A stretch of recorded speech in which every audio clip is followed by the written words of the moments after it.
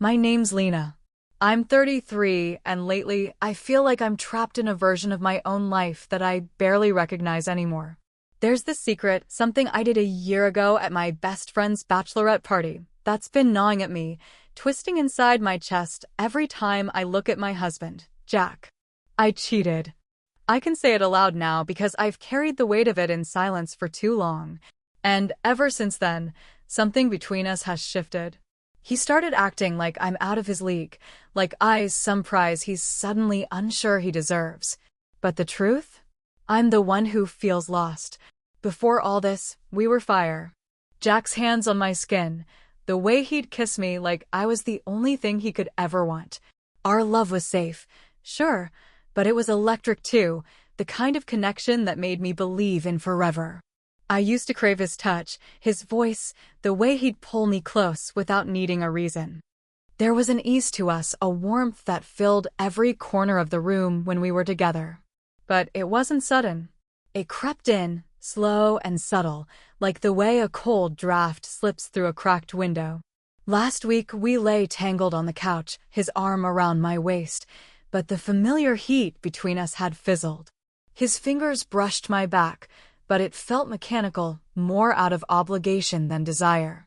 When I leaned in for a kiss, it was brief and distracted, like I was a stranger asking for permission. I could taste the distance in his breath. And then there was the hug the night before when I needed him most. I wrapped my arms around him, desperate for reassurance, but he held me tight in a way that felt more like a cage than comfort. It was like he was trying to hold on, but also keep me at arm's length. I wanted to ask what had changed, why the warmth was gone, but the words caught in my throat.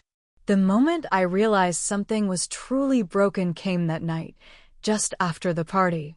Jack looked at me, really looked, and I saw a flicker of confusion, maybe even disappointment. And in that instant, I felt it too, the space growing between us, built from my own choices, and his quiet withdrawal. It wasn't just that I cheated. It was that I lost myself somewhere along the way, and now I'm not sure if we can find each other again. Jack is a firefighter. That's part of what drew me to him, the way he moves through the world like he carries a weight, but never lets it crush him.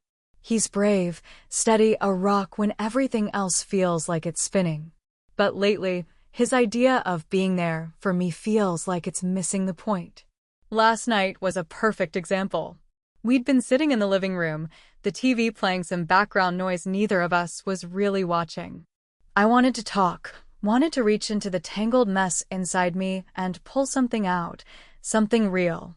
But instead, Jack got up and came over, pulled me onto his lap, wrapping his arms around me like he always does. At first, I leaned into him, craving the familiar comfort of his touch. But then it hit me. His hold was tight, almost urgent, but not gentle. It wasn't the slow, deliberate way he used to kiss me, the way his hands would explore like he was trying to find me again. It was more like he was trying to fix a broken thing without knowing what was really wrong. I pulled back just enough to catch his eyes, searching for something, a sign that he saw me, not just my body. But he just smiled, kissed my forehead, and whispered, "I've got you." And maybe that's what scared me. Because what I needed wasn't his arms, not yet. I needed him to listen, to feel the mess I'm in, to tell me that I'm still the woman he fell in love with, even with everything I've done. But I didn't say any of that. Instead, I stayed quiet, let the silence stretch between us, and felt myself shrink a little more inside. Because how do you tell someone that all their touch means nothing when your heart feels miles away? That sometimes the most intimate thing you want is to be seen, to be understood, not held? Jack tries. I know he does. But I'm scared that trying to show love with his hands when my soul feels empty just pushes us further apart. And maybe that's the real heartbreak, wanting to be close, but not knowing how to get there without getting lost. Jack stepped into the kitchen, his usual quiet presence filling the room as I washed dishes.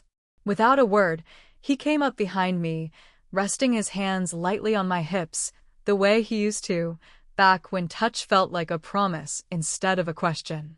I wanted to lean back into him, wanted to close the distance, but my body stiffened before I could even think. He gave a quick squeeze, playful, the kind of touch that used to make me smile. Instead, I flinched just a little, but enough for him to notice. "Hey, you okay?" His voice was soft, concerned, but I pulled away just enough to avoid the familiar contact. "I'm fine," I said, forcing a smile I didn't feel. Later, when he kissed me goodnight, it was brief, his lips brushing mine in a way that felt like a formality. I wanted to melt into it, to remember that spark, but my mind caught on every second. Was his hand on my waist because he missed me or because he was trying to get somewhere? Did I feel the same, or was I just pretending? He pulled back, searching my eyes, maybe sensing the space between us. "Lena?"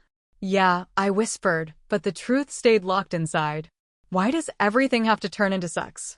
I thought, retreating behind the cold shell I'd built around myself. I wanted to want him. God, I wanted that more than anything. But right now, even his most tender moments felt like a test I wasn't sure I could pass. We were supposed to have a quiet dinner, just the two of us, the way we used to. Jack had cooked, lighting candles and playing soft music in the background. Everything was set for one of those evenings where the world shrinks down to just us. But as soon as I sat down, the tight knot in my chest began to unravel. He reached for my hand, and I pulled away without thinking.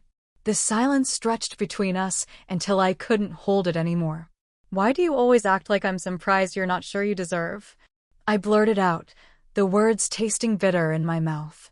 Jack froze, fork halfway to his mouth, eyes wide with confusion. "What are you talking about?" "I'm talking about how you look at me now, like I don't belong with you," I said, voice cracking. "Like I'm the one who cheated and ruined everything, but you're the one who's out of my league now." Tears spilled over before I could stop them. "I don't even feel like myself anymore, Jack. I feel like I'm drowning under this weight, and you're just watching." He didn't say anything at first, just stared, stunned, hurt. Then anger flickered in his eyes. "You think I don't feel guilty? You think I don't hate what happened?" But pulling away isn't the answer. The room felt like it was closing in and I couldn't breathe.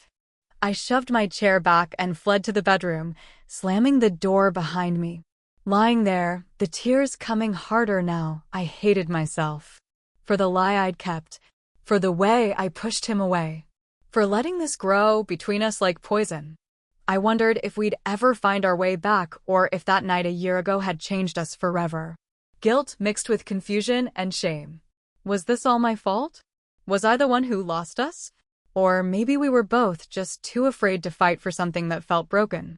The days stretched into weeks, and the space between Jack and me grew wider, an invisible chasm filled with unspoken words and cold shoulders. Mornings became quiet rituals of avoidance. Evenings were a careful dance around the tension that neither of us dared to name aloud. I watched him from across the room sometimes, his jaw clenched, eyes distant, as if he was carrying a weight I couldn't lift. The fireman who once burst through every door with confidence now seemed small, almost fragile. There were moments when he'd glance at me, a flicker of something, sadness? Regret? Before he looked away. It wasn't anger I saw. It was pain. And I felt it too, deep in my bones.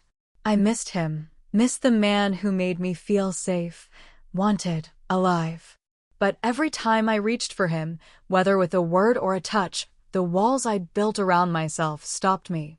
I was scared of rejection, scared of failing again, scared that he'd see me for what I'd done and turn away for good.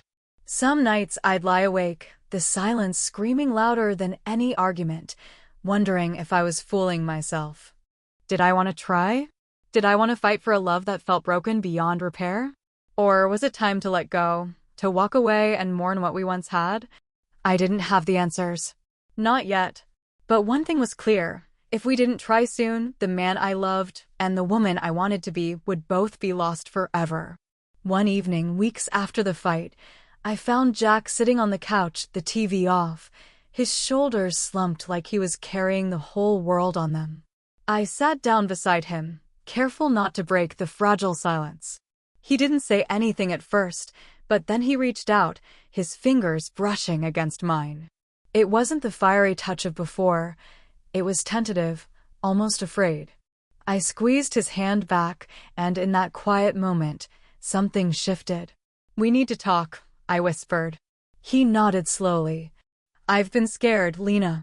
Scared that you don't want me anymore, that I don't deserve you." "I'm scared too," I admitted. "But maybe we can find a way back. If we're honest. If we set some rules, boundaries.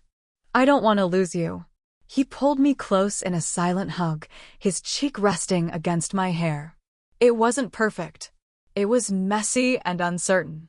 But it was a start.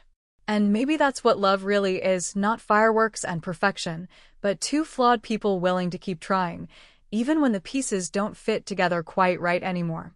If you'd asked me a year ago where I thought I'd be now, I wouldn't have imagined this messy, tangled, painful place we're in. I cheated. I betrayed the trust we built. And for a long time, it felt like that was the end of us. But it's not. Jack and we're still figuring it out.